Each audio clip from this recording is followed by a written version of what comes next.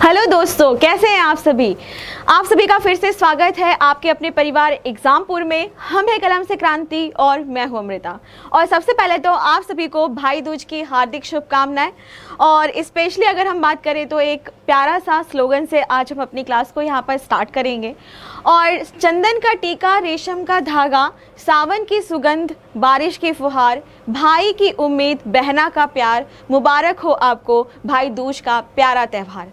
तो सभी लोगों ने दिवाली बहुत ही अच्छे से मनाई होगी, जैसा कि मैं उम्मीद करती हूँ। और बहुत ही अच्छे से घर की सफाई करने के साथ साथ अपने दिमाग की भी आप लोगों ने सफाई ज़रूर की होगी। और आपका एग्ज़ाम अब पास आ रहा है, तो बस बिल्कुल आप लोग पढ़ाई के लिए तैयार हो जाइए। और जिन्होंने अभी तक एग्जामपुर एप्लीकेशन को डाउनलोड नहीं किया है, जल्दी से डाउनलोड कर लीजिए इसी उपलक्ष्य में। और हाँ, खास तौर से जो भाई बहन हैं वो एक दूसरे को जो गिफ्ट देते हैं, उसमें आप ये भी तो कोर्स भी गिफ्ट कर सकते हैं अगर चाहें तो उनको आप गाइड कर सकते हैं कि हाँ भाई, एग्जामपुर नाम का कोई चैनल है, एग्जामपुर की एप्लीकेशन है जिसमें बहुत ही शानदार तरीके से आप लोगों की पढ़ाई करवाई जाती है। चलिए, तो यहीं से स्टार्ट करते हैं। और जो पहला क्वेश्चन है वो आप लोगों की स्क्रीन पे लग चुका है। ये जो क्वेश्चन है, जैसा कि मैंने इससे पहले आपको 2-3 दिनों से क्वेश्चंस करवा रही हूँ, ये सारे के सारे जो क्वेश्चंस हैं वो एक तरह से मिक्स्ड क्वेश्चन है और इनको हम किसी चैप्टर में नहीं रख सकते हैं, इसीलिए इसको मैं यहाँ पर क्वेश्चन वाइज लेकर के आई हूँ। एक साथ आपको किसी भी बुक में शायद ना मिल पाए, तो लेकिन आपको यहाँ पर यह सुविधा बिल्कुल उपलब्ध होगी। तो फर्स्ट जो क्वेश्चन है आप लोगों की स्क्रीन पर आ चुका है और देखते हैं कि क्या लिखा हुआ है। कि यहाँ पर कथन दिया है और उसका कारण दिया हुआ है। पहला है कि herbicides can destroy weeds without harming useful plants। दूसरा दिया हुआ है इसका रीजन कि herbicides are absorbed in different rates by weeds and crop plants। इसका मतलब यह है कि herbicides उपयोगी पौधों को नुकसान पहुंचाए बिना खरपतवारों को नष्ट कर सकते हैं। घास और फसल के पौधों द्वारा जड़ी बूटियों को अलग अलग दरों में अवशोषित किया जा सकता है। अब देखिए, यहाँ पर सबसे पहले तो हमें यह समझना है कि हर्बिसाइड्स होते क्या हैं। नाम से ही पता चल रहा है यहाँ पर कि हर्बिसाइड्स, हर्ब और साइड्स मतलब उनको मारने वाला। तो हर्बिसाइड्स मतलब कि अगर आप खेती करते हैं, आपने फसल उगाई है, लेकिन जैसे कि हम धान चाह रहे हैं, हम दाल की फसल चाह रहे हैं, लेकिन उसमें ज़बरदस्ती कुछ भी घास उगती चली जा रही है, धतूरा आ गया, कुछ पालक उग गया, कुछ मेथी उग गया, कुछ और प्लांट उग गए, और वो ऐसे प्लांट हैं जो अपनी ग्रोथ बहुत तेज़ी से कर रहे हैं और जो हमने फसल लगाई उसका तो अता पता ही नहीं है। तो इसलिए उस कंडीशन में जो अनवांटेड प्लांट होते हैं, जिन पेड़ पौधों की हमें ज़रूरत नहीं होती है, उस तरह के पेड़ पौधों को क्या कहा जाता है? खरपतवार कहा जाता है, वीड्स उनको यहाँ पर कहा जाता है। तो वही क्वेश्चन यहाँ पर पूछा गया है। अब देखते हैं यहाँ पर जल्दी से कि इसका जो आंसर होगा वह क्या हो जाएगा। आंसर जो लिखा है वह है यहाँ पर ए आंसर बिल्कुल करेक्ट हो जाएगा। कौन सा आंसर सही हो जाएगा? ए आंसर यहाँ पर बिल्कुल करेक्ट हो जाएगा कि हर्बिसाइड्स जो होते हैं वह वीड्स को यानी खरपतवार को पूरी तरीके से नष्ट कर देते हैं, और जो हमारी यूजफुल प्लांट्स होते हैं उनको यह बिल्कुल भी नष्ट नहीं करते, किसी तरह की कोई परेशानी नहीं होती है। और इसका जो रीजन है, इसका जो कारण है वह यह है कि जो हर्बीवोर्स होते हैं are absorbed in different rates, यानी कि जैसे मैंने आपको बताया ना कि जो खरपतवार होते हैं वो बहुत जल्दी तेजी से पानी को खींच रहे हैं, मिनरल्स को एब्सॉर्ब कर रहे हैं और बहुत जल्दी ग्रोथ कर रहे हैं। तो जब उनके ऊपर खरपतवार नाशी यानी कि हर्बिसाइड्स को छिड़का जाता है या पानी के माध्यम से, केमिकल्स के माध्यम से दिया जाता है, तो जो हर्बिसाइड्स होते हैं वो बहुत ही तेजी से उसको ग्रहण करते हैं, जितनी तेजी से वो पानी और दूसरे मिनरल्स को ले रहे थे। तो ऐसे ही वो बहुत तेजी से ग्रहण करते हैं, इसलिए वो जल्दी ही मर जाते हैं। तो इसीलिए जो आंसर हो जाएगा वो क्या होगा? ए आंसर यहाँ पर बिल्कुल सही हो जाएगा। अब इसके बाद हम यहाँ पर नेक्स्ट क्वेश्चन के बारे में बात करते हैं।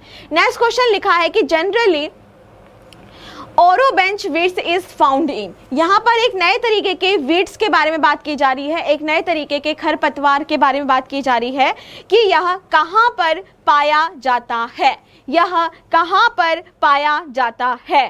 तो सबसे पहले तो मैं आप लोगों को यहाँ पर बता दूँ, यह जो नाम है आप लोगों ने पहली बार सुना होगा। तो जो भी आपका यह ओरोबच जो है आप देख रहे हैं खरपतवार है, ये एक तरह का पैरासिटिक प्लांट है। कैसा? पैरासिटिक, यानी कि परजीवी है। यह किसी और दूसरे पेड़ पौधों के ऊपर रह करके उनका भोजन ले करके यह जिंदा रहता है। और अगर हम बात करते हैं तो यह टबैको फील्ड में ज़्यादातर पाया जाता है। तंबाकू का जो क्षेत्र होता है जहाँ पे तंबाकू वगैरह उगाया जा रहा है, उसकी खेती की जा रही है, उसकी जो फसल है, वहाँ पर यह अनवांटेड तरीके से ज़बरदस्ती यह अपना घुसपैठ बना लेता है और पूरी की पूरी जो तंबाकू की खेती होती है उसको खराब कर देता है। तो आंसर जो हो जाएगा वो क्या होगा यहाँ पर, ए आंसर बिल्कुल यहाँ पर सही हो जाएगा। अब हम यहाँ पर नेक्स्ट क्वेश्चन की ओर बढ़ते हैं। नेक्स्ट जो क्वेश्चन है वो है कि स्थानीय वनस्पतियों के बारे में जानकारी निम्न में से प्राप्त की जा सकती है। Information about local flora can be obtained from, can be obtained from. बहुत ही शानदार यह क्वेश्चन है। चलिए तो जल्दी से आंसर करेंगे इसका यहाँ पर, हर्बेरियम से या फिर ऑडिटोरियम से, सैनिटेरियम से या फिर प्लांटेरियम से। यहाँ पर कौन सा आंसर सही हो जाएगा? तो प्यारे बच्चों यहाँ पे जो आंसर होगा वह ए आंसर यहाँ पर बिल्कुल सही हो जाएगा, हर्बेरियम। हर्बेरियम आपको याद है कि जब हम छोटे छोटे से थे तो स्कूल गाइड, एनसीसी या फिर दूसरा, यानी कि अगर मैं देखूँ ना तो फर्स्ट से लेकर के 5th क्लास तक जब हम होते हैं तो हमें ना फाइल रिकॉर्ड करने के लिए दी जाती है। और उस रिकॉर्डिंग फाइल की अगर हम बात करते हैं तो उसमें अलग अलग ना फूल पत्ता कॉपी, हर्बेरियम फाइल ऐसे बनाया जाता है कि जाओ 5 प्रकार के अलग अलग पत्तियाँ लेकर के आओ, 5 अलग अलग प्रकार के फूलों को चिपकाओ। याद आया कुछ? ऐसा हर्बेरियम फाइल बनाया जाता है बचपन में, याद आ रहा है कुछ? तो यह क्या है कि आप क्या करते हैं, जो आसपास दिखाई दे रहा है, तो जो आसपास दिखाई दे रहा है यही क्या है यहाँ पर, लोकल, क्या है, लोकल फ्लोरा के बारे में। लोकल फ्लोरा मतलब एंडेमिक स्पीशीज के बारे में यह जानकारी देता है। अब हम यहाँ पर नेक्स्ट क्वेश्चन के बारे में बात करते हैं। निम्नलिखित को यहाँ पर मिलाना है, निम्नलिखित को यहाँ पर मिलाना है। अब देखते हैं, आप सभी इतना करंट अफेयर पढ़ते हैं, इतना जीके, स्टैटिक जीके पढ़ते हैं, तो देखते हैं कि कितना आप लोगों को नॉलेज है इस बारे में। तो लिखा हुआ है यहाँ पे एक तरफ 5 जून, 1 दिसंबर, 5 सितंबर, 16 अक्टूबर। दूसरी तरफ लिखा है food day, environment day, world AIDS day और टीचर्स डे। अब इसको यहाँ पर मिला करके बताना है। अब आप कहोगे कि मैम आप स्टैटिक जीके पढ़ा रही, नहीं, स्टैटिक जीके नहीं पढ़ा रही हूँ। यहाँ देखो एनवायरनमेंट लिखा है, यहाँ पे क्या लिखा है, फूड लिखा है, यहाँ पे क्या लिखा है, एड्स लिखा है, तो बायोलॉजी से संबंधित है ना, साइंस से संबंधित है ना। और इसके अलावा क्या लिखा हुआ है यहाँ पे, टीचर्स, वो मैं खुद हूँ। तो चलो जल्दी से आंसर करो इसका यहाँ पर कौन सा आंसर। तो बच्चा आंसर देखो किस तरीके से यहाँ पर होगा। 5 जून की अगर हम बात करते हैं, हमको पता है 5 जून को क्या बनता है, इन्वायरमेंट डे बनता है, ठीक है। 1 दिसंबर को क्या बनता है यहाँ पर, आप बताएंगे, वर्ल्ड एड्स डे बनता है, पढ़ाया हुआ है, विश्व एड्स जागरूकता दिवस। हर वर्ष, हर साल, प्रत्येक ईच एवरी जो आपका ईयर होता है उसका जो 1 दिसंबर होता है उसको एड्स डे के रूप में सेलिब्रेट किया जाता है। 5 सितंबर की अगर हम बात करते हैं तो सीधी सी बात है भाई, 5 सितंबर को क्या बनेगा, टीचर्स डे बनता है। और इसके अलावा, सॉरी ये गलत लग गया, 5 सितंबर को क्या बनता है, टीचर्स डे बनता है। तो बचा क्या आपका 16 अक्टूबर, 16 अक्टूबर को क्या बनेगा, फूड डे यहाँ पर बनता है। तो इसीलिए जो आंसर यहाँ पर होगा वो क्या हो जाएगा, ए आंसर यहाँ पर बिल्कुल सही हो जाएगा। तो जल्दी से इसको नोट कर लीजिए, जिन बच्चों को नहीं पता था इसको हिंदी में भी यह लिखा है, हिंदी में भी सेम ही है, कोई गलत बात नहीं है। आंसर जो होगा वह क्या होना चाहिए, ए आंसर यहाँ पर सही होना चाहिए। चलिए अब इसके बाद हम यहाँ पर नेक्स्ट क्वेश्चन के बारे में बात करते हैं। एक तरफ यहाँ पर भी लिस्ट दी है, ठीक है, और इस लिस्ट के बारे में अगर हम बात करते हैं तो world TB day, world AIDS day, anti leprosy day और इंटरनेशनल ओजोन डे, ठीक है। ये चारों को आप लोगों को क्या करना है, यहाँ पर मिलान करना है। अब काफ़ी बच्चे कह रहे होंगे कि मैम इसको हिंदी में क्यों नहीं लिखा है, तो बेटा हिंदी में इसलिए नहीं है क्योंकि टीबी, एड्स, लेप्रोसी यानी कि आपका जो कुष्ठ रोग होता है, कुष्ठ रोग, ठीक है, कुष्ठ रोग, और इंटरनेशनल ओजोन डे आपको पता ही होगा, वैश्विक या अंतर्राष्ट्रीय ओजोन दिवस, है ना, इतना ही अंतर है, इसलिए इसको हिंदी में नहीं है। चलो जल्दी से आंसर बता दो यहाँ पर। टीबी की अगर हम बात करें, हमारे फेफड़ों में होता है, आप सभी को पता होगा, माइकोबैक्टीरियम ट्यूबरकुलोसिस की वजह से होता है। चलिए तो मार्च को यह बनता है, इतना मुझे याद है। टीबी की अगर हम बात करते हैं तो यह 24 मार्च को बनता है, एड्स की अगर हम बात करते हैं तो अभी जस्ट मैंने बताया था 1 दिसंबर को बनता है। एंटी लेप्रेसी डे यानी कि कुष्ठ रोगों के निवारण के लिए एक जागरूकता अवेयरनेस का जो दिन होता है वह कौन सा होता है, तो आप बताएंगे last Sunday of January, last Sunday off the January. तो हो सकता है कि वो जनवरी कब आ जाए, 31 जनवरी को आ जाए, संडे लास्ट, मतलब जनवरी का जो भी लास्ट संडे होगा। डेट कोई सी भी हो सकती है बेटा, 27, 28, 29, 30, 31 कुछ भी वहां पर हो सकती है। और इंटरनेशनल ओजोन डे जो आपका बनेगा वह 16 सितंबर को यहाँ पर बनता है। तो इसीलिए जो आंसर यहाँ पर होगा वह क्या हो जाएगा, यहाँ पर ए आंसर बिल्कुल सही हो जाएगा। ठीक है, बात समझ आ गई है यहाँ तक। आगे की तरफ हम यहाँ पर नेक्स्ट चलते हैं। नेक्स्ट जो यहाँ पर बात होगी वह कौन सी है कि इन जुलाई 2004 Where is the world largest session of HIV/AIDS is organized in the world? बहुत अच्छा यह क्वेश्चन है। यह क्वेश्चन एक्चुअली कई बार रिपीट भी हुआ है अलग अलग कॉम्पिटिटिव एग्जाम में, और जो स्टेट वाइज प्रिपरेशन करते होंगे उनने यह क्वेश्चन बहुत ज़्यादा सॉल्व किया होगा। चलिए आंसर कर दीजिए यहाँ पर कि 2004 में जुलाई में दुनिया में HIV/AIDS का विश्व का सबसे बड़ा सत्र कहाँ पर आयोजित किया गया था, कहाँ पर किया गया था? तो बेटा आप बताएंगे थाईलैंड में किया गया था। कहाँ पर किया गया था? थाईलैंड में। और इसकी जो डेट है वो है लगभग 16 जुलाई, लगभग नहीं सही ही है, 16 जुलाई को किया गया था। और वहाँ पर सिटी है हमारा बैंकॉक। कौन सा है? बैंकॉक, काफ़ी फेमस है ना। तो थाईलैंड में जो बैंकॉक है वहाँ पर यह सबसे बड़ा सम्मेलन 2004 में बना था। ठीक है, चलिए आगे की तरफ हम यहाँ पर नेक्स्ट पॉइंट के बारे में बात करते हैं। नेक्स्ट जो क्वेश्चन है वो है कि 1 दिसंबर हर साल किस रूप में बनाया जाता है? 1 December is celebrated every year as. अब ये तो मैंने जल्दी से यहाँ पे बता ही दिया है, तो इसमें कुछ आपको समझाने वाली बात तो है ही नहीं। और आंसर क्या हो जाएगा? विश्व एड्स दिवस, वर्ल्ड एड्स डे। तो इसीलिए मैं इसको समझा नहीं रही हूँ, आगे हम यहाँ पर बढ़ते हैं। चलिए अब हम यहाँ पर नेक्स्ट बढ़ते हैं।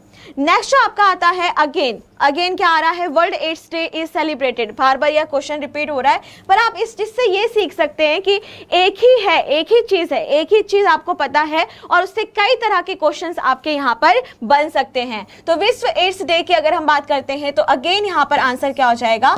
1 दिसंबर, है ना। तो इस चीज को आपको ध्यान में रखना है। चलो आगे बढ़ते हैं। अब हम यहाँ पर यहाँ पर दिया हुआ है वर्ल्ड अल्जाइमर डे, फिर दिखा हुआ है वर्ल्ड टीबी डे, फिर लिखा है एंटी लेप्रोसी डे और सबसे लास्ट में लिखा है वर्ल्ड एड्स डे। अब आप सोच रहे होंगे कि मैम आज ये आप डे वाले ही क्वेश्चन क्यों करा रही हो? क्योंकि ये क्वेश्चंस आए हुए हैं। अब ऐसा नहीं है कि पूरी क्लास आपकी डे वाइज ही चलेगा, नहीं, पर कुछ क्वेश्चन इंपॉर्टेंट है जो आपके बार बार रिपीटेड हैं, तो इसीलिए वह मैं यहाँ पर पढ़ा रही हूँ। अब जैसा कि मैंने आपको बताया था कि लास्ट संडे जो जनवरी का होना चाहिए वह किसका होना चाहिए? आप बताएंगे कि एंटी लेप्रेसी डे का होना चाहिए। चलो यहाँ पे एक्चुअली हाँ, चलो यहाँ से हिंदी से कर लेते हैं। तो सबसे पहले अगर हम यहाँ पर देखें, देखो तो इसमें आप एक चीज़ ध्यान रखना, इसमें थोड़ा सा अलग एक रीजनिंग वाला सेंस भी निकल के आ रहा है। कैसे? कैलेंडर वर्ष की मान्यता से। कैसा? कैलेंडर वर्ष की मान्यता से। कैलेंडर कहाँ चला गया? ये रहा। कैलेंडर में किस तरीके से आएगा? तो सबसे पहले जनवरी की हम बात करेंगे। जनवरी में सबसे पहले क्या मनाया जाता है? एंटी लेप्रोसी डे बनाया जाता है। इसका मतलब जो थर्ड ऑप्शन है वह सबसे पहले आना चाहिए, है ना। दूसरे नंबर पर हम बात करते हैं किसके बारे में? फरवरी में तो कोई नहीं है, मार्च के बारे में बात करते हैं। 24 मार्च को बताया था world TB day, world TB day ये रहा। तो जो वर्ल्ड टीबी डे है वो कब बनाया जाता है? 24 मार्च को बनाया जाता है। तो सेकंड ऑप्शन उसके बाद लगना चाहिए। इसके बाद आपका 21 सितंबर के बारे में अगर हम बात करें, 21 सितंबर को आपका क्या बनता है? विश्व अल्जाइमर डे। तो फर्स्ट यहाँ पर आना चाहिए। तो ऑटोमेटिक जो एड्स डे है वो दिसंबर में बनता है, तो चौथा यहाँ पर आना चाहिए। तो आंसर आप देखिए यहाँ पर मिलाइए, आंसर कौन सा हो गया? इसीलिए यहाँ पर डी ऑप्शन यहाँ पर बिल्कुल सही हो जाएगा। अब आप देख रहे हो, अब आप सोचो कि ये जो चीज़ है वो इस तरह से भी तो पूछ सकता है आपसे, है ना। तो यह इसीलिए आप लोगों को कराया जाता है। तो बच्चा आप लोगों को समझ आया कि anti leprosy day last Sunday of January, world TB day 24 मार्च को, वर्ल्ड एल्जाइमर डे 21 दिसंबर को और वर्ल्ड एड्स डे आपका 1 दिसंबर को मनाया जाता है। और इसीलिए जो ऑप्शन होगा वह डी ऑप्शन यहाँ पर अच्छा होगा। ये पर्सनली अगर देखें तो मुझे यह क्वेश्चन बहुत ही शानदार लगा।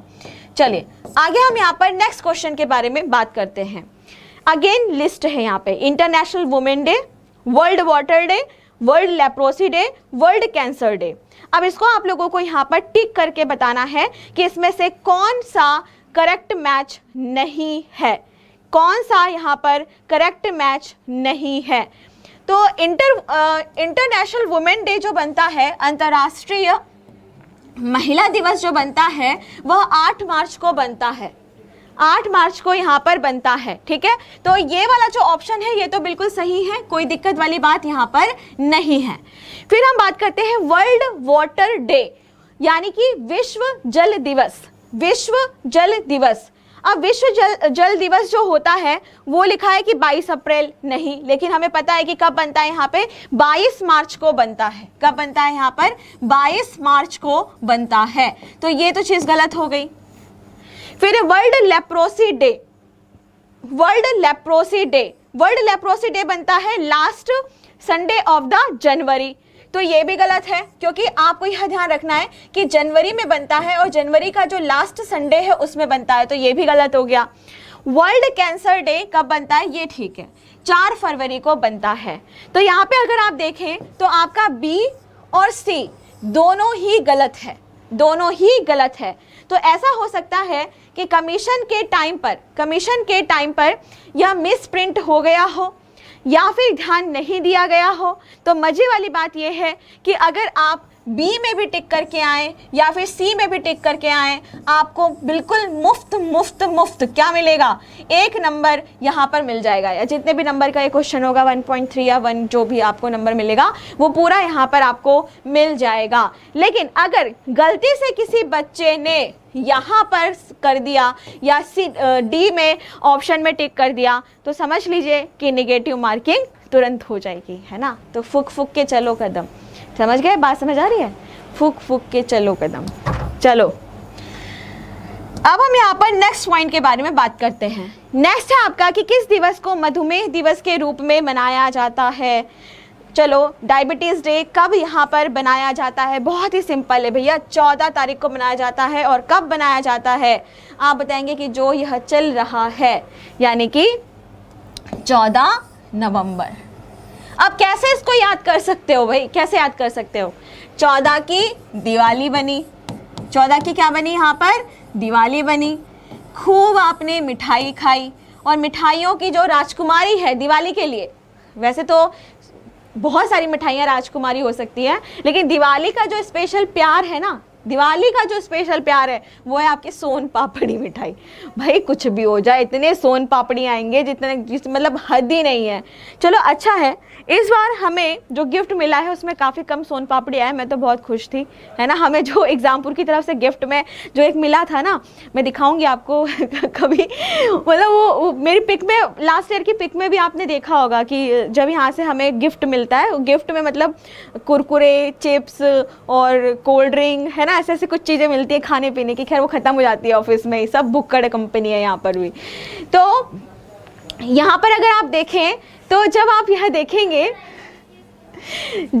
पर यह देखेंगे कि आप इतनी मिठाइयाँ खा रहे हो दिवाली के टाइम पे, तो डायबिटीज़ हो जाएगा, डायबिटीज़ हो जाएगा। तो इसीलिए हम बात यहाँ पर यह कह सकते हैं इस साल के लिए, है ना। वैसे तो हो सकता है कि 14 तारीख को दिवाली ना आए, 16-17 को आए, क्योंकि इससे पहले तो जल्दी दिवाली आ गई थी अगर आप लास्ट ईयर की बात करें। लेकिन आपको पेपर तो अभी ही फिलहाल में देना है, तो लिंक करके पढ़ सकते हैं कि 14 नवंबर को हमने दिवाली बनाई थी और इसी दिन खूब मिठाई हमने खाई थी, और यही क्या बन जाता है आपका डायबिटीज़ डे। यानी कि यह बताता है कि मधुमेह से हम किस तरह से बच सकते हैं, शुगर जो हो रहा है आपसे वो किस तरीके से आप बच सकते हैं, है ना। तो इस चीज़ को ध्यान में रखिएगा।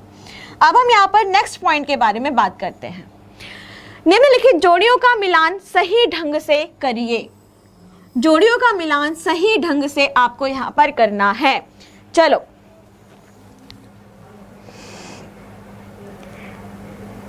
वर्ल्ड माइनॉरिटी डे भाई जो ये माइनॉरिटी डे है वो कब बनता है? 18 तारीख को बनता है ना, 18 नवंबर को।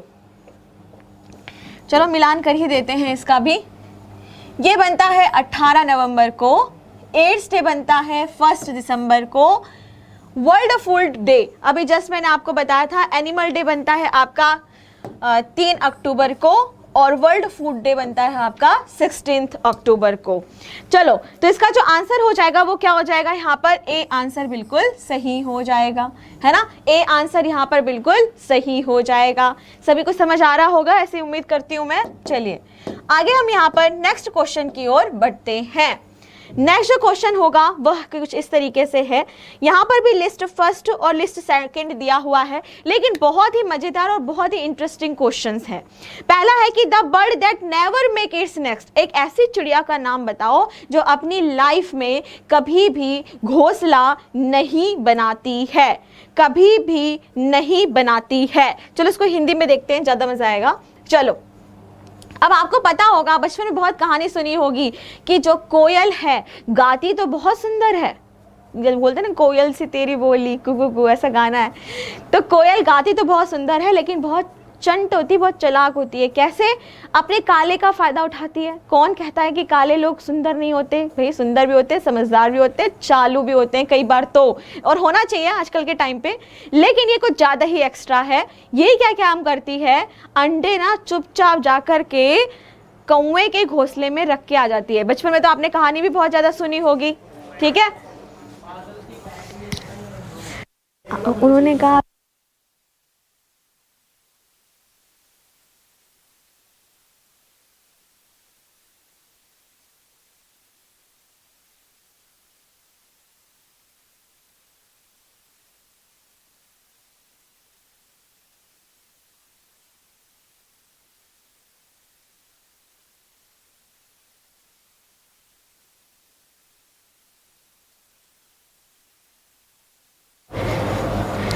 चलो तो यहाँ पे अगर हम देखते हैं तो आंसर क्या हो जाएगा आपका? यहाँ पर कोयल है ना, जो कोयल है आपकी वह यहाँ पर बिल्कुल करेक्ट आंसर हो जाएगा। तो वह पक्षी जो अपना घोंसला कभी नहीं बनाता है वो क्या हो गया? यहाँ पर कोयल यहाँ पर सही आंसर हो गया।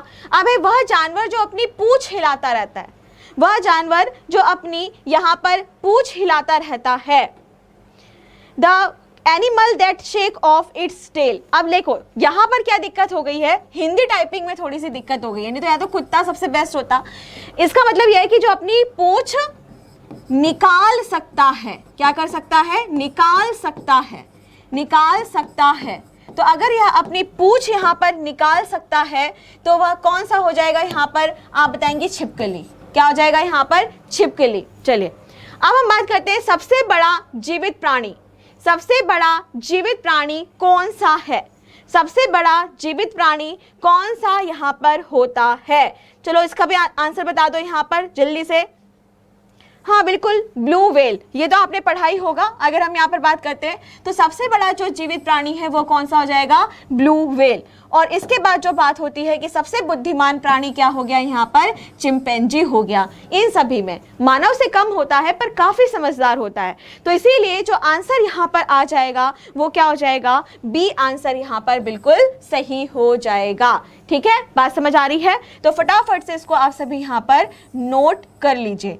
बी आंसर जो है वो यहाँ पर बिल्कुल सही हो जाएगा। ठीक है, कोई दिक्कत कोई परेशानी नहीं होनी चाहिए। अब हम यहाँ पर नेक्स्ट क्वेश्चन के बारे में बात करते हैं। नेक्स्ट है consider the following animal of India. अगर हम यहाँ पर बात करते हैं तो which of these is are endangered species. अब हम यहाँ पर बात करेंगे कि लुप्त प्राणी कौन सा होता है? लुप्त प्राय प्राणी। लुप्त प्राय प्राणी मतलब कि जो अब लगभग डेंजर में है और वह पूरी तरीके से अब कैसा होता चला जा रहा है? खत्म होता चला जा रहा है इस पृथ्वी से। उसको क्या कहा जा रहा है? यहाँ पर एंडेंजर्ड कहा जा रहा है। तो चलो जल्दी से आंसर बता दो इसका, यहाँ पर कौन सा आंसर यहाँ पर सही हो जाएगा? चलो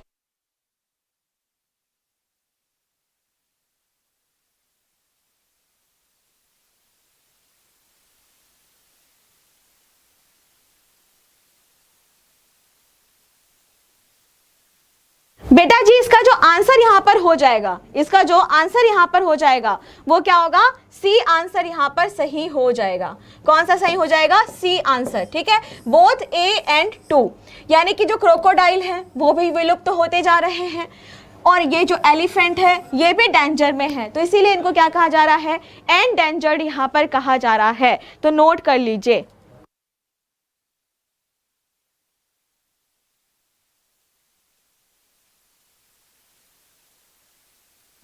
चलिए हो गया, बात समझ आ गई, ओके। आगे हम यहाँ पर नेक्स्ट पॉइंट के बारे में बात कर रहे हैं। नेक्स्ट है about whom is said India's large wild cat has recently become extinct। किसके बारे में कहा जा रहा है कि भारत की सबसे बड़ी जंगली बिल्लियां हाल में ही विलुप्त हो गई हैं। तो सबसे पहले यहाँ पे इंटरेस्टिंग पॉइंट तो यह है कि आपको यह पता चलेगा कि भारत में ऐसी कौन सी स्पीशीज है जो विलुप्त हो चुकी है, और दूसरा ये कि किसको भारत की बड़ी जंगली बिल्ली कहा जाता है। चलो जल्दी से आंसर कर देंगे यहाँ पर, कौन सा आंसर यहाँ पर सही होगा। आप कहोगे कि मैम यहाँ पे तो बिल्ली कोई है ही नहीं, लेकिन बेटा बिल्ली की ही प्रजातियों की है ना, और सबसे बिल्ली जैसे ही तो दिखते हैं ये सारे, ठीक है। और बिल्ली इनकी क्या है, मौसी है ना, बिल्ली इसकी मौसी है। तो चलो, तो बेटा इसका जो आंसर होगा वो हो जाएगा ए आंसर। कौन सा आंसर होगा यहाँ पर, ए आंसर। अगर हम यहाँ पर चीता के बारे में बात करते हैं तो चीता को भारत की सबसे बड़ी जंगली बिल्ली कहा जाता है। ये भी आपका एक नया इंटरेस्टिंग पॉइंट है ना, बड़ा मजा आ रहा है पढ़ाने में सच बताऊं तो आंसर जो होगा वो क्या हो जाएगा यहाँ पर, ए आंसर यहाँ पर बिल्कुल सही हो जाएगा। बेटा जो लेपर्ड जो होता है वह तेंदुए को कहा जाता है जहां तक मुझे याद है, लेकिन हंटिंग लेपर्ड अगर कहा जाए तो वह चीता को कहा जाता है, अगर हंटिंग शब्द यहाँ पर सामने जुड़ जाए, ठीक है। सबसे ज़्यादा इसका नंबर अगर आप देखें ना तो इंडिया के छत्तीसगढ़ में सबसे ज़्यादा चीता मिलते हैं। सबसे ज़्यादा जो चीता होते हैं वो इंडिया के छत्तीसगढ़ में मिलते थे, अभी भी खैर मिलते हैं पर वो कम होते जा रहे हैं, उनका नंबर बहुत कम हो गया है, इक्के दुक्के दिख जाते हैं कहीं कहीं।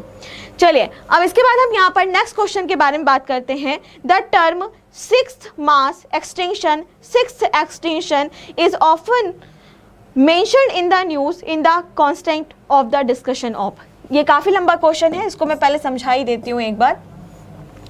छठे मास विलुप्त होने या फिर छठे विलुप्त होने वाले शब्द का अक्सर चर्चा होता है, समाचारों में अक्सर चर्चा होता है। इसका क्या मतलब यहाँ पर है, इसका क्या मतलब यहाँ पर है, तो वो मैं बता देती हूँ आप लोगों को सीधे ही कि मैनकाइंड का अत्यधिक शोषण, प्राकृतिक संसाधनों का दुरुपयोग, प्राकृतिक आवासों का विखंडन, नुकसान, पारिस्थितिकी तंत्र का विनाश, प्रदूषण और वैश्विक जलवायु परिवर्तन। इसका मतलब यह हो गया कि जो भी मनुष्य हैं जब वह ज़रूरत से ज़्यादा हमारी प्रकृति का शोषण कर रहे हैं, हमारी प्रकृति को खराब कर रहे हैं, और अगर आप देखें कि तो ओवर एक्सप्लॉयटेशन यानी कि आप नेचर रिसोर्सेज को ज़रूरत से ज़्यादा यूज़ कर रहे हैं। इसके अलावा क्या लिखा है कि लॉस ऑफ नेचुरल हैबिटेट, यानी कि जो आपके जंतु हैं, चिड़िया हैं, उनके रहने की जो आवास है उनको हैबिटेट कहा जाता है, उनको आप नष्ट कर रहे हो। इसके अलावा इकोलॉजी, जो आपका आसपास का पर्यावरण तंत्र है उसको अगर आप खराब कर रहे हो, पॉल्यूशन बढ़ा रहे हो, और इसके साथ साथ ग्लोबल क्लाइमेट चेंज यानी कि आपका जो वैश्विक जलवायु परिवर्तन बहुत तेजी से हो रहा है, तो उसी के लिए जो शब्द यहाँ पर प्रयोग किया जाता है वो क्या किया जाता है, सिक्स्थ एक्सटिंक्शन, उसके लिए शब्द प्रयोग किया जाता है। चलिए अब जो यहाँ पर नेक्स्ट क्वेश्चन है उसको भी हम यहाँ पर देख लेते हैं। नेक्स्ट है which one of the following is not properly match. इनमें से कौन सा प्रॉपरली मैच नहीं है। चलिए लिखा हुआ है gene splicing and recombinant DNA technology. दूसरा दिया हुआ है कि a diagnostic test to detect the presence or absence of genetic disorders in unborn child is known as amniocentic। ठीक है, इसको हम एक एक करके सॉल्व करते हैं, ये काफ़ी बच्चों को समझ नहीं आ रहा होगा, चलो एक एक करके सॉल्व करते हैं। सबसे पहले यहाँ पर लिखा हुआ है कि जीन स्प्लेसिंग एंड रिकॉम्बिनिंग डीएनए प्रौद्योगिकी किसे कहा जाता है, क्या जेनेटिक इंजीनियरिंग को कहा जाता है। आप बताएंगे कि हाँ बिल्कुल ये जो है बिल्कुल सही लिखा है। ठीक है, यानी कि आपका जो जेनेटिक इंजीनियरिंग है इसका मतलब है जिसके अंदर आप जीन को जोड़ करके कुछ नया जीव बना सकते हैं, या फिर उसमें जो जीन होते हैं, डीएनए होते हैं, उनका नया रिकॉम्बिनेशन करके नए तरीके से उनको लगा करके कुछ नया विकास आप कर सकते हैं। उसको क्या कहा जा रहा है? जेनेटिक इंजीनियरिंग कहा जा रहा है। इंजीनियरिंग का क्या काम होता है भाई? तोड़ना मरोड़ना और फिर कुछ नई चीज़ बनाना। और जेनेटिक मतलब क्या होता है? अनुवांशिकता, जिसके अंदर आप डीएनए, जीन, क्रोमोसोम यही सब तो पढ़ते हो। तो इसीलिए जो फर्स्ट है वो बिल्कुल ठीक है, कोई दिक्कत नहीं है। फिर है यहाँ पर कि अजन्मे बच्चे में अनुवांशिकी विकार है या नहीं है, बच्चा ठीक है या नहीं है, बच्चे का लिंग क्या है, मेल है या फीमेल है, किस तरह का वह सेक्स रखता है, जेंडर वह किस तरीके का रखता है, तो उसको पता लगाने के लिए जो प्रोसेस होती है उसको क्या कहा जाता है? ओम्नियोसेंटेसिस कहा जाता है। तो ये भी ठीक है, कोई दिक्कत यहाँ पर नहीं है। नेक्स्ट जो आपका आएगा वो है कि a process by which living organism break down complex matter. अब हमारे पास कोई जटिल सामान है, कोई कॉम्प्लेक्स मैटर है, उसको सिंपलर फॉर्म में कन्वर्ट कर देना, यानी सरलतम भाग में कन्वर्ट कर देना, क्या कहलाता है? जैव क्षरण कहलाता है। किसकी मदद से? जीवित प्राणियों की मदद से। उसको क्या कहा जाता है? बायोडिग्रेडेशन, जैव क्षरण उसको कहा जाता है, जैव अपघटन उसको कहा जाता है ना, पता है आप लोगों को। तो लास्ट में क्या बचा कि सभी जीवों में प्रणाली को बनाए रखते हुए एक इनबिल्ट समय, भाई समय के लिए तो कभी भी द्रव्यमान यूज ये ऐसे भी नहीं किया जाएगा। तो अगर आप यहाँ पर देखें तो आपका जो ऑप्शन डी है यही करेक्टली मैच यहाँ पर नहीं है, यही करेक्टली मैच आपका यहाँ पर नहीं है। ठीक है, बात समझ आ रही है? अब देखिए बेटा, मैं आपको एक बार और क्लियर कर दूं, भाई अगर जीव द्रव्यमान के बारे में बात कर रहा है, इसका मतलब यह है कि यह किसके बारे में बात कर रहा है? यहाँ पर बायोमास के बारे में बात कर रहा है। बायोमास क्या होता है कि आपका जो कुछ भी टोटल बॉडी वेट है उसमें से अगर मैं वाटर कंटेंट हटा दूं, यानी कि जो भी आपका बॉडी वेट है उसमें से अगर मैं पूरा का पूरा वाटर कंटेंट हटा दूं, जल का भार हटा दूं आपके पूरे भार से, तो जो बचा हुआ भार आप यहाँ पर देखेंगे उस भार को क्या कहा जाता है? आप बताएंगे कि बायोमास कहा जाता है। तो बायोमास जो जीव भार होता है, जैव भार जो होता है, तो यही डेफिनेशन यहाँ पर गलत दी गई है और इसीलिए जो आंसर यहाँ पर होगा वो क्या हो जाएगा? डी ऑप्शन बिल्कुल यहाँ पर सही हो जाएगा। ठीक है, चलिए नेक्स्ट क्वेश्चन की तरफ हम यहाँ पर आगे बढ़ते हैं। Discuss of the inner part of the human body are diagnosed through. इसका यह मतलब है कि मानव शरीर के आंतरिक भागों के रोगों का निदान किया जाता है। किसके माध्यम से निदान किया जाएगा? किसके माध्यम से निदान किया जाएगा? तो उस टाइम पे आप लोगों को यहाँ पर आंसर बताना है। कार्डियोग्राफ नहीं, क्यों? क्योंकि कार्डियो मतलब क्या होता है? हृदय। तो अगर आपको अपने हृदय की जानकारी के बारे में पता लगना है तो वो क्या हो गया आपका? कार्डियोग्राफ। ठीक है, ग्राफ आपको पता होगा कि PQRST ऐसे करके ग्राफ प्रॉपर बनाया जाता है। नेक्स्ट है आपका एंडोस्कोप। मैंने कई बार बताया है एंडोस्कोप क्या है। यह एक तरह का डिवाइस है, एक तरह का यंत्र है जिसमें अगर आप देखें ना तो एक पाइप जो होती है, एक पाइप लिया जाएगा, उसके सामने की तरफ एक बल्ब जैसा कुछ भी ल्यूमिनेटिक सब्सटेंस लगाया जाएगा और मुंह की सहायता से उसको आपके गट के अंदर यानी कि आहार नलिका के अंदर डाला जाएगा। और आपका इसोफिगस कैसा है, आपका स्टमक कैसा है, आपका लार्ज और स्मॉल इंटेस्टाइन कैसा है, और उसके अंदर किसी तरह की कोई गड़बड़ी तो नहीं है, कोई छाले, कोई बॉयल्स, कोई अल्सर या कैंसर कुछ है या नहीं है, इस चीज को देखने के लिए जिस डिवाइस का यूज किया जाता है उसको क्या कहा जाता है? एंडोस्कोपी। अब नाम से पता चलता है एंडोस्कोपी, एंडो मतलब अंदर की तरफ और स्कोप मतलब देखना, निरीक्षण करना, जैसे बायोस्कोप, दूरबीन वगैरह आप देखते हैं स्कोप लगाया जाता है, तो वही चीज है। तो ये भी नहीं होगा। आगे हम यहाँ पर देखते हैं, तो ये हो सकता है, वैसे तो इसको होल्ड में रख देते हैं, अभी हम इसको होल्ड में रखते हैं क्योंकि बाकी की चर्चा कर लेते हैं पहले। नेक्स्ट है आपका यहाँ पर गायरोस्कोप। ठीक है, लिख दिया है जायरोस्कोप लेकिन गायरोस्कोप, तो गायरोस्कोप भी नहीं होगा यहाँ पर और क्रिस्कोस्कोप भी नहीं होगा, तो इसलिए आंसर जो हो जाएगा वो क्या हो जाएगा? यहाँ पर बी आंसर ही सही हो जाएगा। तो एंडोस्कोप यह क्या बता रहा है? आपके शरीर के अंदर इसको डाला जा रहा है और आपके शरीर में क्या चीजें हैं, यानी कि आपका जो डाइजेस्टिव सिस्टम है, गट है, वो सारी चीजें सही तरीके से हैं या नहीं, वह इससे यहाँ पर पता किया जा रहा है। चलिए नेक्स्ट यहाँ पर आ गया है आपका Which of the following type is used by the computed tomography employed for visualization of the internal structure of the human body?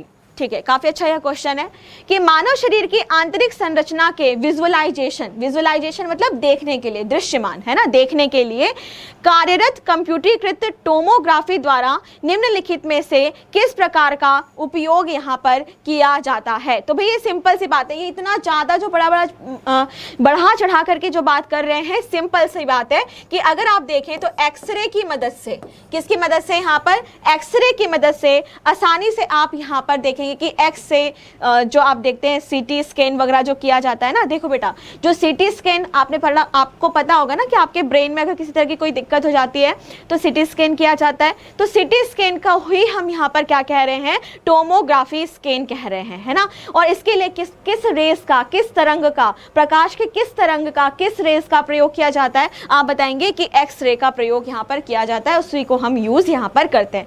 तो आपको यहाँ पर 2-3 चीजें नहीं पता लग रही हैं, नए तरीके के क्वेश्चंस हैं। अभी तक जितने भी क्वेश्चन मैंने आपको कराए सारे बिल्कुल नए तरीके के क्वेश्चंस हैं और काफी डाइवर्सिटी रखते हैं, है ना, वैरायटीज ऑफ द क्वेश्चंस, यानी कि डाइवर्सिटी आप कह सकते हैं उसको, कि बहुत ज्यादा विविधता आपको क्वेश्चंस में मिल रही है।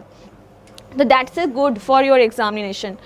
अब हम यहाँ पर नेक्स्ट बात करते हैं 20वें नंबर के बारे में। चलिए, लिखा हुआ है यहाँ पे कि barium is a suitable form is administered to patient before an X ray examination of the stomach because. अब ये क्वेश्चन से मेरा बड़ा गहरा रिश्ता नाता है, क्योंकि जब मैं आज से थोड़े टाइम पहले ना एग्जाम देती थी, मतलब आपकी तरह ही मैं अभी भी हूँ खैर, तो उस टाइम पे जब मैं एग्जाम देती थी ये क्वेश्चन बार बार रिपीट होता था। और यह क्या पूछा जा रहा है, इसको आप देख लो, यहाँ पर पूछा जा रहा है कि बोरियम एक उपयुक्त रूप में पेट के एक्सरे परीक्षा से पहले रोगियों को दिया जाता है, क्यों। काफी अच्छा यह क्वेश्चन है, काफी अच्छा यह क्वेश्चन है। चलिए से आंसर करेंगे इसका। यहाँ पर पहला जो ऑप्शन है, पहले मैं इसको इंग्लिश में दिखा देती हूँ ताकि इंग्लिश मीडियम वाले बच्चे इसको पढ़ लें, कि barium allow X ray to pass through the stomach account of its transparency to X ray. Hindi में अगर हम देखें तो लिखा हुआ है यहाँ पर कि बेरियम एक्सरे को इसकी पारदर्शिता के पेट के खाते से नहीं, ये बिल्कुल नहीं होगा। नेक्स्ट है आपका कि बेरियम एक्सरे का एक अच्छा अवशोषक है और चित्र में क्षेत्रों के विपरीत स्पष्ट रूप से दिखाई देने के लिए यह पेट में दिया जाता है। तो बेटा जो आंसर यहाँ पर होगा वह सी आंसर ही यहाँ पर करेक्ट हो जाएगा। कौन सा आंसर सही होगा, सी आंसर ही यहाँ पर बिल्कुल सही होगा, क्योंकि जो बेरियम होता है वो बहुत ही अच्छा एब्जॉर्बर होता है। एब्जॉर्बर मतलब ये बहुत ही अच्छा एक अवशोषक होता है। तो जब यहाँ पर पेट में पहले से ही यह उपस्थित है बेरियम, तो यह क्या काम करेगा कि जो भी एक्सरे आ रही है उसको अवशोषित कर लेगा, उसको एब्जॉर्ब कर लेगा, ताकि जो भी आपको फिल्म दिखाई देगी, जो भी आपको रिपोर्ट आएगी, उसमें एक एक चीज़ बहुत ही अच्छे से डिनोट होती हुई दिखाई देगी। तो जैसे कि अगर आपको गैस्ट्रो इंटेस्टाइनल ट्रैक्ट में किसी तरह की कोई दिक्कत हो गई है, ये जो मैंने बोला कई बच्चों को लगा होगा फारसी से पढ़ के चली गई मैम, गैस्ट्रो इंटेस्टाइनल ट्रैक्ट, इसका मतलब आपके आमाशय और आंतों के पथ में यानी उनके मार्ग में किसी तरह की अगर कोई दिक्कत है, या फिर किसी को ट्यूमर हो गया है, या फिर किसी के पेट में किसी भी तरह की गड़बड़ी है, अल्सर वगैरह अगर हो गया है, तो उसको देखने के लिए यह सबसे बढ़िया मीडियम होता है। और जब एक्सरे वगैरह किया जाता है तो उससे पहले बेरियम पिला दिया जाता है, ठीक है। तो ये बेटा नुकसान नहीं करता, उतनी ही क्वांटिटी में पिलाया जाता है जितना कि सही हो, ऐसा नहीं कि बस उड़ेल दी पूरी बॉटल। चलिए आगे हम यहाँ पर नेक्स्ट पॉइंट के बारे में बात करते हैं, list A and list second. दोनों लिस्ट की अगर हम बात करते हैं तो जो दोनों लिस्ट दी गई है, एक तरफ लिखा हुआ है यहाँ पर EEG, ECG, EOG, EMG, ठीक है, दूसरी तरफ दिया हुआ है कि यह किससे संबंधित है। चलिए से आंसर करेंगे इसका। यहाँ पर देखते हैं हिंदी में है या नहीं, हाँ हिंदी में भी है। चलिए जल्दी से आंसर करेंगे इसका। यहाँ पर क्या आंसर सही हो जाएगा, EEG, इलेक्ट्रोसिफेलियोग्राफी। भाई सिंपल सी बात है कि जहाँ पर भी मैंने आपको बताया था कि इंसेफेलाइटिस, इंसेफेलोलाइटिस इस तरह के वर्ड आते हैं, बस कि सीधे किससे जुड़े हुए होते हैं, वो सीधे किससे जुड़े हुए होते हैं, आपको बताना है हमारे मस्तिष्क, हमारे ब्रेन से जुड़े हुए होते हैं। फिर आपका यहाँ पर नेक्स्ट है ECG। ECG मतलब इलेक्ट्रोकार्डियोग्राफी। तो जहाँ पर भी कार्डियो वर्ड आए तो सीधे मतलब है कि वो कहाँ पे पहुँच जाना चाहिए, आपका दिल, ठीक है, यानी कि आपका जो हृदय है, आपका जो हर्ट है वहां तक पहुंच जाना चाहिए। नेक्स्ट आपका यहाँ पर आता है EOE। तो ये आपका क्या हो गया यहाँ पर, इलेक्ट्रोओक्योग्राफी। ये शब्द आप लोगों के लिए नया है, लेकिन अभी इससे पहले मैंने आपको करवाया हुआ है कि ओक्योलॉजी की अगर हम बात करते हैं तो वह हमारे आइज से रिलेटेड होता है। तो ये किससे जुड़ा हुआ है, आपके आइज से रिलेटेड है। और लास्ट में आपका यहाँ पर लिखा हुआ है EMG यानी कि इलेक्ट्रोमायोग्राफी। इलेक्ट्रोमायोग्राफी की अगर हम बात करें तो यह हमारी जो मांसपेशियाँ होती हैं, जो हमारी मसल्स होती हैं, तो मसल्स में कितनी वेन्स हैं, यानी कि आपकी मांसपेशियों में कितनी शिराएं पहुंच पा रही हैं, और उनको चेक करने के लिए, उनको टेस्ट करने के लिए हम EMG का यूज करते हैं। और इसको क्या कहा जाता है, इलेक्ट्रोमायोग्राफी। क्या, मायो आपको याद आया, मायो मतलब मांसपेशी, मायोसिन प्रोटीन कहाँ पर पाया जाता है, आप बताएंगे मसल्स में पाया जाता है, राइट। तो इस चीज को आप लोगों को यहाँ पर ध्यान में रखना है। अब इसके बाद हम यहाँ पर नेक्स्ट क्वेश्चन को देखते हैं। नेक्स्ट क्वेश्चन आपका यहाँ पर बनता है वो है EEG is done to record the working of. अभी जस्ट मैंने बताया था कि EEG किसके प्रयोग के लिए उपयोग किया जाता है, बताओ। ठीक है, आंसर की अगर हम बात कर रहे हैं तो आंसर जो हो जाएगा वो अगेन क्या होगा, यहाँ पर सी आंसर होगा। अभी जस्ट मैंने बताया था आपका जो ब्रेन होता है, आपका जो मस्तिष्क होता है, उसके लिए ही यह बिल्कुल सही आंसर हो जाएगा। चलिए नेक्स्ट क्वेश्चन स्क्रीन पर आ गया है, लिखा हुआ है यहाँ पर एक तरफ कि ऑडियोग्राफ, ECG, EEG एंड मेमोग्राफ। चलिए तो प्यारे बच्चों, अगर ऑडियोग्राम के बारे में बात करते हैं, ग्राम मतलब यंत्र, कोई भी डिवाइस, और अगर आप ऑडियोग्राम के बारे में बात करते हैं, ऑडियो मतलब सुनना, तो जाहिर सी बात है कि यह किससे जुड़ा हुआ होगा, यह आपके ईयर से जुड़ा हुआ होगा। किससे, आपके ईयर से जुड़ा हुआ होगा। नेक्स्ट है आपका ECG, इलेक्ट्रोकार्डियोग्राम, ये आपके हार्ट यानी हृदय से जुड़ा हुआ होगा। EEG आपके ब्रेन से जुड़ा हुआ होगा, और मेमोग्राफ यह ब्रेस्ट से जुड़ा हुआ होगा। तो डियर स्टूडेंट, जहां पर भी मैमो मतलब ममेरी ग्लैंड, इसका साफ मतलब है कि यह आपके ब्रेस्ट यानी कि जो स्तन होता है उससे यह रिलेटेड है, तो इसीलिए यह बिल्कुल करेक्ट मैच है। तो कैसा यहाँ पे क्या आंसर आप लोगों का हो जाना चाहिए, डी आंसर। ठीक है, डी ऑप्शन यहाँ पर बिल्कुल सही हो जाना चाहिए। ठीक है,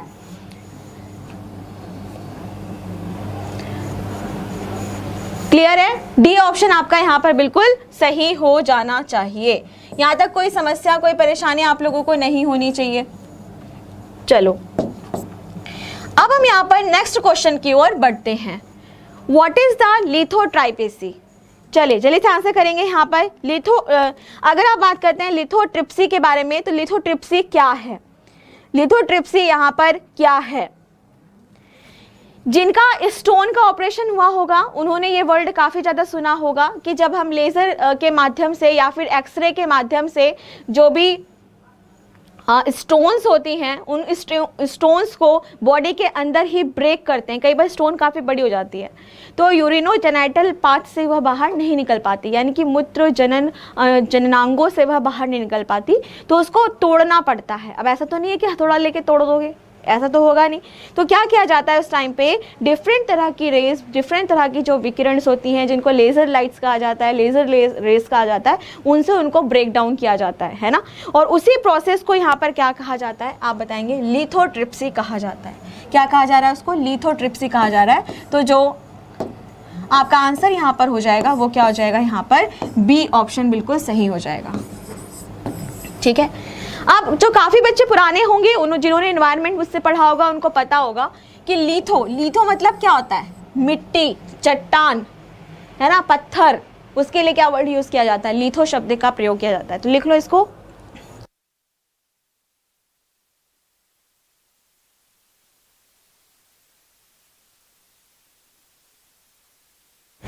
चलिए यहाँ तक बात समझ आ गई है, ओके।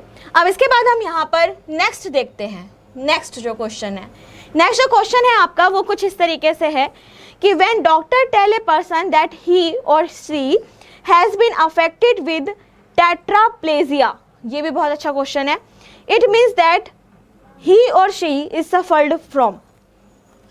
अब देखो यहाँ पे जो क्वेश्चन पूछ रहा है वह ये है कि एक नए तरीके का टेट्राप्लेजिया, यह किस तरह का रोग है? हमें पता है कि यह एक तरह का पक्षाघात का रोग होता है, यानी कि पैरालिसिस का। और प्यारे बच्चों, यहाँ पर ना पैरालिसिस जो होता है, कभी वो आधे हिस्से में होता है, कभी एक हाथ में, कभी दोनों हाथ में, कभी दोनों पैरों में, या किस तरीके से वो हो सकता है। तो डियर स्टूडेंट्स, टेट्रा, टेट्रा मतलब क्या होता है? 4। याद आया? टेट्रा मतलब क्या होता है? 4। तो जब दोनों हाथ और दोनों पैर मिला के कितने हो गए? 4। तो जब दोनों हाथ और दोनों पैर यानी कि चारों हाथ पैरों को मिलाकर के उन सभी में अगर पक्षाघात हो गया, अगर उन सभी में सभी प्रकार का पक्षाघात यानी कि पैरालिसिस हो गया, तो उस टर्म को यहाँ पर क्या कहा जाता है? टेट्राप्लाजिया कहा जाता है। क्या कहा जाता है? टेट्राप्लाजिया, उन्हीं को यहाँ पर कहा जाता है। चलिए, तो ये वाली बात आप लोगों को यहाँ पर समझ आ गई होगी अच्छे से यहाँ पर। चलो, अब इसके बाद हम यहाँ पर नेक्स्ट क्वेश्चन के बारे में बात करते हैं। चलिए, टाइम हो गया है एक्चुअली, तो इतना ही रखते हैं। नेक्स्ट क्लास को फिर हम यहाँ पे कंटिन्यू यहाँ पर कर लेंगे। तो होप्स हो कि आज की क्लास आप लोगों को अच्छी लगी हो। काफ़ी जो बच्चे होंगे उनको बिल्कुल भी इस तरह के क्वेश्चंस उन्होंने पहले नहीं बनाए होंगे। अगर आंसर आपके सही नहीं हुए तो आपको घबराने की बिल्कुल ज़रूरत नहीं है। ये लर्निंग प्रोसेस है, कुछ इस तरह के क्वेश्चन नए मैं लाती रहूँगी। और आप सभी को फिर से भाई दूज की हार्दिक शुभकामनाएं। Thank you so much. Take care, bye bye. जय हिंद, जय भारत।